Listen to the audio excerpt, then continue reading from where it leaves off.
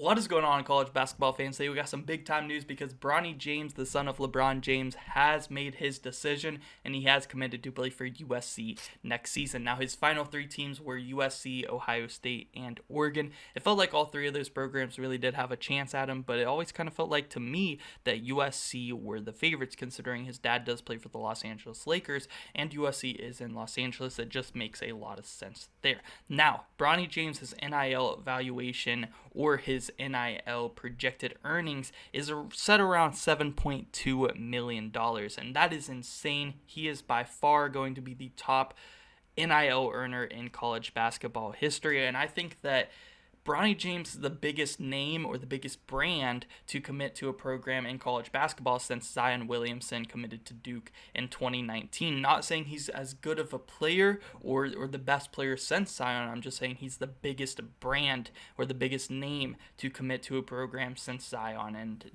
I definitely believe so. And you can tell right here by the NIL deal projection that he is the biggest name to commit to a program, so that is why this is such big news. And I actually seen some Oregon fans talking about how they are happy he did not commit to Oregon because they didn't want to deal with all the drama. And I kind of get that, but I also feel like Oregon fans are probably just saying that because they didn't get him. I'm sure that they would love to have a guy like Bronny James on their squad. He has so much potential. A lot of people say, well, he's not going to be that good. He's just he would be a 2-star recruit if his name wasn't Bronny James. Now, I don't believe that. I think Bronny James is a really good player. Does the name kind of boost up his ranking a little bit? Maybe, but he would still be an amazing player because he is an amazing player.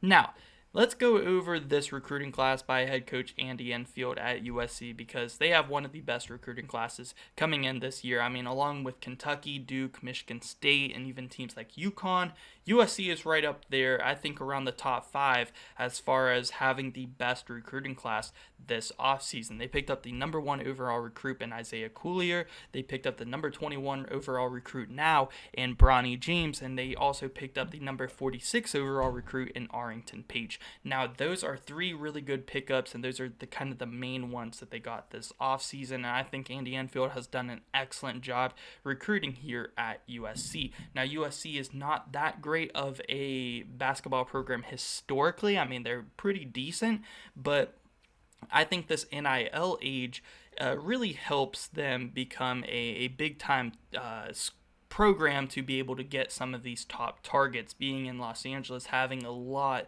of money coming in, I think that helps them with their recruiting 100%, but no discredit to Andy Enfield. He has done an excellent job this offseason. Let's get into, is USC the favorites to win the Pac-12 next season? I don't think that they are necessarily the favorites. I still would go with Arizona, but I do think USC are probably the second favorites heading into this year to win the Pac-12 conference. I think UCLA is probably going to be having a slight down year. I think they probably will still make the March Madness tournament, but they're losing a lot of players there like Tiger Campbell and Jaime Jaquez.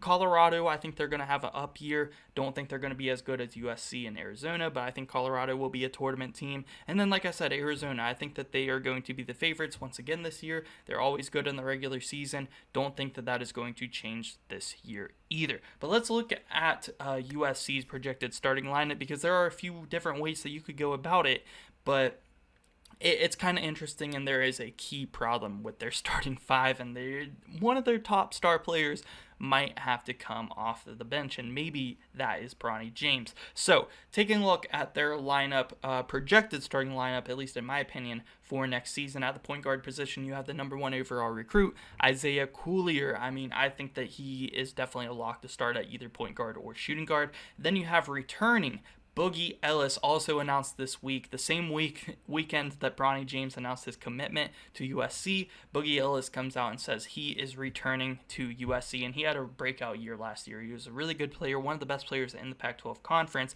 I have Boogie Ellis here starting at the shooting guard position. But then this is where the problem starts to come in. As small forward, you could have Bronny James start. You would have a 3-guard lineup because Bronny James is not a 6'9" small forward like LeBron James is his dad. He is a 6'3" guard. So having him start here at the forward position, you could definitely do that. I mean, a lot of teams in college basketball run 3 guard lineups, but that is not necessarily Andy Enfield's type of way of going about things. Now, in my opinion, I think the better lineup would be, and we'll go ahead and finish this lineup. At power forward, you have Kobe Johnson, and then at center, you have Joshua Morgan, and then your top players off the bench you have Vincent Iwuchukwu, and then you have Arrington Page.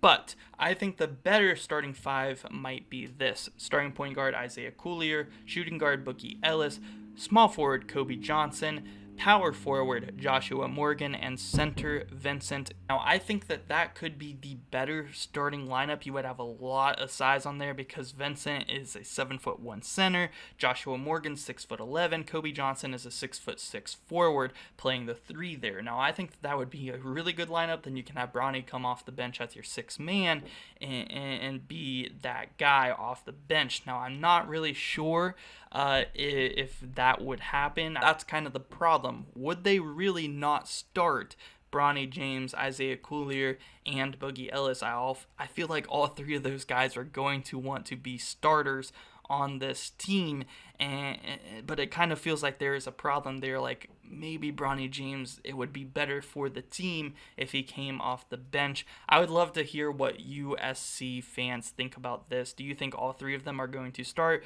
run a 3-guard lineup, or do you think one of them, specifically Bronny James, will come off the bench? And let me know what you think would be better for the team and which do you think will actually happen. So, like I said, their bench is looking like Vincent and Arrington Page, but they did lose quite a bit this offseason through the transfer portal. I mean, they had Drew Peterson, who played his 5th year last season, so he graduated. They're losing him, but they lost Reese Dixon Waters to San Diego State through the portal, Trey White to Louisville through the portal, and Malik Thomas to San Francisco University through the transfer portal. So that takes away a lot of this team's depth that they would have had on this team if they have not transferred. So I am worried a little bit about USC's depth on this team. I think it would be better for the team, and maybe USC would have an actual shot at winning the Pac-12 if they had brought Bronny James off the bench. But a 3-guard lineup will work, but that's not usually how Andy Enfield does things. Let me know what you guys think.